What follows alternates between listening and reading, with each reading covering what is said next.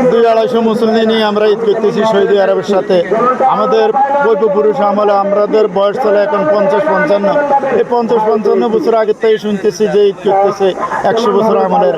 আমাদের মহরম পিসে মাওলানা ইসাক সাহেব মারা গেছে আজ থেকে মনে করেন 45 বছর আগে।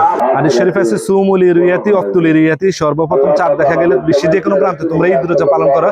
সেই হিসাবে হানাফি মাযহাবের চূড়ান্ত সিদ্ধান্ত, বিশ্বের যে কোনো প্রান্তে, আপনারা জানেন চাঁদ কিন্তু পৃথিবীতে একটা, সূর্য পৃথিবীতে একটা, এবং চিরস্থায়ী খেলাটা যেখানে আছে সেখানে কিন্তু সময়টা একেবারে সবার জন্য একরকম। বাংলাদেশের জন্য আলাদা না, ভারতের জন্য আলাদা না, পাকিস্তানের জন্য আলাদা না, সময় যার যার মতো পার্থক্য করতেছে। সেই হিসাবে গতকাল সর্বপ্রথম আমরা চাঁদ দেখার খবর পেয়েছি। সেই হিসেবে আজকে শুক্রবার পবিত্র ঈদের দিন, সবাইকে ঈদের শুভেচ্ছা, ঈদ মোবারক। আসলে আমরা গত পরশুদিন তো আমরা প্রস্তুত ছিলাম যে যদি চাঁদ দেখা যায় আর সেটা গ্রহণযোগ্য প্রমাণ আমরা পাই, তাহলে নির্ভরযোগ্য প্রমাণ পেলে আমরা ঈদ পালন করতাম। কিন্তু আমরা ওই প্রমাণটা আমরা নির্ভরযোগ্য ভাবে পাই নেই, যার কারণে আমরা ওদিনকে গতকালকে আমরা ঈদুল ফিতর আদায় করি নাই। আজ আমাদের গ্রহণযোগ্য প্রমাণ আছে বিধায় আমরা আজকে ঈদুল ফিতর আদায় করতেছি। এবং আমাদের মরুম পিসাব রহমতুল্লাহ ওনার সুযোগ্য সন্তান, ওনারা আমাদেরকে রোজা যে দিনকাতে থাকতে দিনটা ডেকে বলছে ওদিনকার থেকে আমরা রোজা রয়েছি, তারাবি পড়ছি, 5 ওয়াক্ত নামাজও পড়ছি।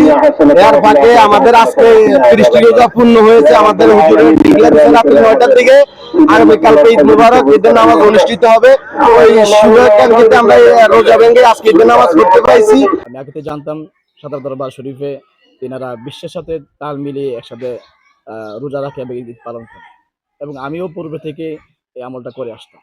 জি, হাদিস শরীফে বলা হচ্ছে তোমরা চাঁদ দেখো, রোজা রাখো, চাঁদ দেখে রোজা ভাঙো এবং ঈদ পালন করো।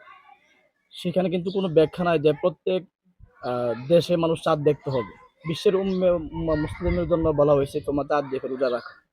তা আমরা সেই সুবাদে বিশ্বের যে কোনো প্রান্তে যখন চাঁদ দেখা হয়, এখন যেহেতু আধুনিক যুগ হিসাবে আমরা চাঁদের খবর অতি দ্রুত শুনতে পাই, সেই সুবাদে আমরা বিশ্বের সাথে তাল মিলে একসাথে আমরা রোজা রাখি এবং ঈদ পালন করি।